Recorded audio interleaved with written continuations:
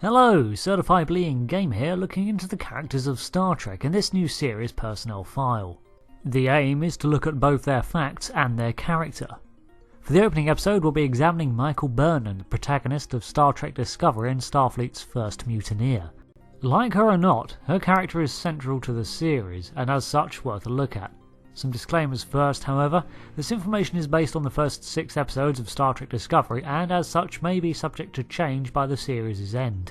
The character's growth is just beginning, so perhaps she'll be a radically different person before the series closes, as admittedly, at the moment, she's often portrayed as quite unidentifiable and can be fairly aloof. Also, there will be mild spoilers for the plot of episodes 1 to 6, so if you want to remain blind, back out now. Still there? Okay, let's begin. Michael Burnham is a human female born on Earth in the year 2226. However, her parents were killed in a Klingon terror raid on the research colony Doctari Alpha, a Vulcan settlement with a Federation human presence. Sarek took her in and brought her back to Vulcan, where she was adopted and enrolled in the Vulcan Learning Center. Ambassador Sarek sought to further Vulcan-human relations in the Federation by raising her in the Vulcan fashion alongside his half-Vulcan son Spock. Sybok, however, does not seem to have been present during this time and may already have been exiled. During her time at the Learning Center, an extremist group of Vulcans attacked the school to end her life and potentially Sarek's. Their view was that Vulcan society should be returned to a state of isolationism, even withdrawing from the Federation, which they saw as a human-centric experiment. The attack resulted in Burnham's death. However, Ambassador Sarek performed a Vulcan Katra suture to resuscitate her. In the process, part of his Katra, his spirit, was merged with her mind and they formed a mental telepathic connection. In 2245, at the age of 19, Burnham enrolled in the Vulcan Science Academy to study quantum physics. It's also likely that this is where her fascination with alien cultures was developed too. After 4 years, she graduated and applied to the Vulcan Exploratory Group, the Academy's pathfinding arm.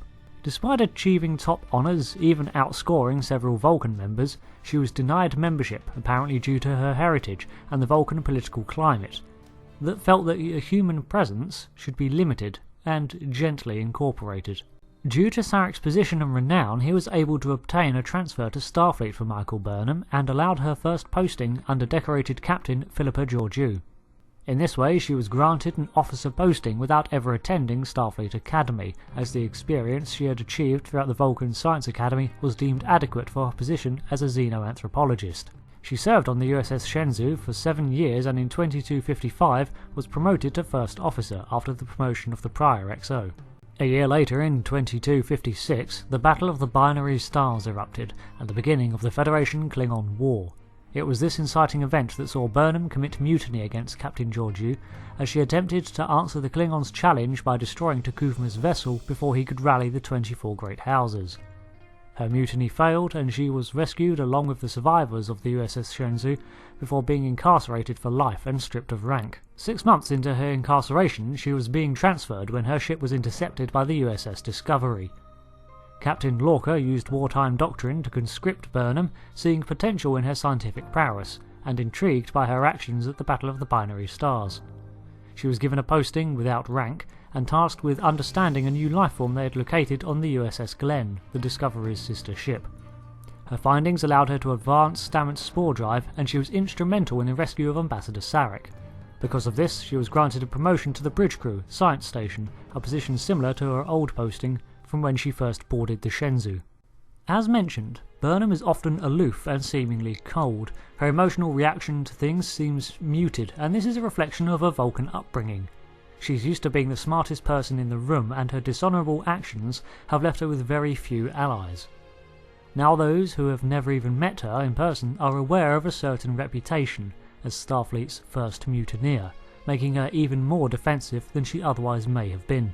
When we see her first board the Shenzhou at the beginning of her Starfleet career, she's almost completely stoic in her expressions, operating on a serene logic. By the time of episode 6, she softens somewhat, but still learning what it means to be human, learning how to express and deal with her emotions. This state leads her to be not very relatable, as it's hard to empathise with someone who's spent their entire life actively shunning emotions. Especially when they are so confident in their abilities, it borders on arrogance. Instead, try looking at the people she's surrounded herself with. Each character could potentially display an aspect of her personality, and how she interacts with them reflects the feelings inside of her. Saru, for example, could display her guilt, doubt, her self-loathing, while on the Shenzhou she was overriding his decisions, pushing his assessments aside, and she was effectively in her prime. Exo, science officer, and on the fast track for promotion, she had little to doubt.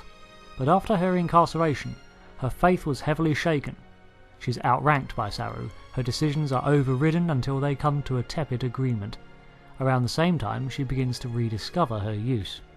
Captain Lorca sees himself reflected in her actions, her decisions to accomplish her goals regardless of the cost. Her mutiny was conducted on the belief that she would save the Federation, and it cost her everything. They have both made some bad choices, and can hold a no-nonsense attitude. This can't be rushed. Now you listen to me, Mr. Stamets. They need us, now. You have not changed an iota, Burnham. Your contrite words were insincere. They were necessary.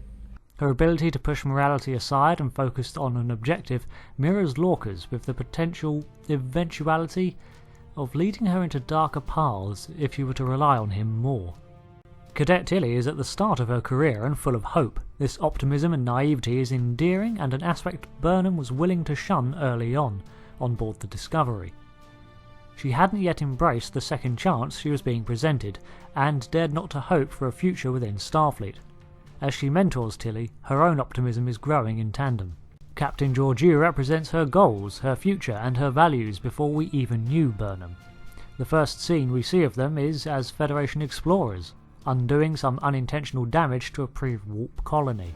This is the version of herself she believed was dead after the events of the binary stars, and regains this in some aspect from when she receives the telescope in Georgiou's will.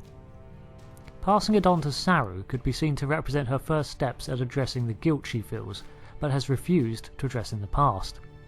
Look at her final speech to Starfleet prior to her discommendation. She's not addressing her guilt on an emotional level at all, so it festers in her over those 6 months.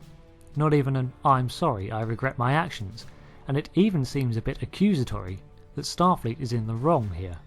Passing on the telescope not only is a symbolic gesture of reconciliation with Saru, but the acceptance that her future she had hoped for is permanently besmirched, and that it's time to let go, to atone for her mistakes.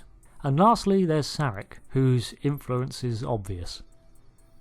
He is her past, and in more ways than any other represents herself, her heritage and family as she relearns to her humanity. She attempts to grow closer to him through emotion, not turning from logic or warring with it, but seeking to unify it with her human side.